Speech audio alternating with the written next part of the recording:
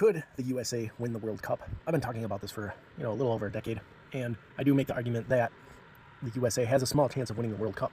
Now, the first thing to keep in mind is that the USA has so many soccer players and so much money going toward soccer, even though it's like the fifth most popular sport, something like that. They have so much people and money in it that they have more resources than most countries that view soccer as their number one sport have in the sport. So that gives them a huge edge. It's a huge economic advantage. So if the USA won the World Cup, would it be legitimate? Absolutely not, because in efficiency, USA is extremely low. Probably would be ranked, according to my rankings, my wealth and population adjusted rankings are about 1 to 150, ranked 100 to 150 in soccer, as opposed to my American football rankings, where the USA is, out of countries, is ranked number 1, unless you count states, U.S. states. Then some U.S. states are more efficient than U.S. as a whole in American football. So yeah, there definitely wouldn't be deserved, but that could be said for a lot of the World Cups. The champion of the World Cup is usually not the rightful champion, sometimes is, but usually not, because wealth and population is such a huge factor.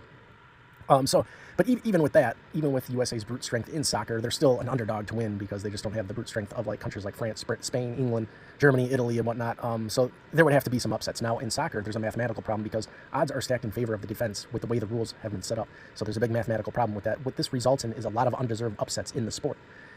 This sort of goes to something called the law of large numbers, where the more times you play or run an experiment, the more likely it is that you're going to have the result of the experiment is going to be correct. This is why in science they run experiments multiple times to be sure that they're getting the right result. So in the World Cup, you have a limited amount of games. So if the USA gets by the group stage, they only have well, traditionally I think you'd have like 3 or 4 more. No, you'd have, I think, 4 matches to win. So if you get lucky 4 times, you could potentially do it.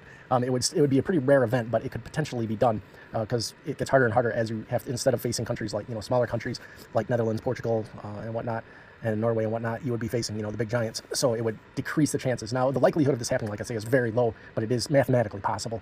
It would be very unlikely with the way it is. Now, if the World Cup was played every year, it would be more likely, because it says 2% chance here. I think this is like a poll. I would say it's probably 1%, maybe less than 1%. So if you played it every year out of 100 years, yeah, the USA would probably mathematically, statistically have, the odds would be that they would probably win it once in that 100 years on average.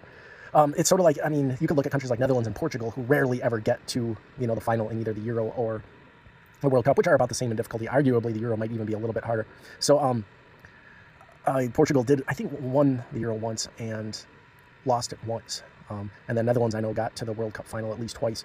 So, yeah, the odds are against them as well, just because they're smaller countries. They're still relatively, compared to most countries, more rich than most of the other countries, and they have somewhat of a substantial population, but not huge like these other countries. So yeah, that's a big problem in international sports, is that wealth and population offset skill so much. And here in the U.S., unfortunately, the school systems are tied with the sports programs. And back in the day, small schools would be playing large schools all the time. This was like in the 1900s, but they realized that usually the larger schools were outperforming the smaller schools, so they had to they started putting schools in different divisions based on their enrollment, to basically be more sportsmanlike and also to get more realistic results. So this is something that should have been done in international sports a long time ago, but of course you also have to consider wealth in international sports more than you do in school systems in the same country.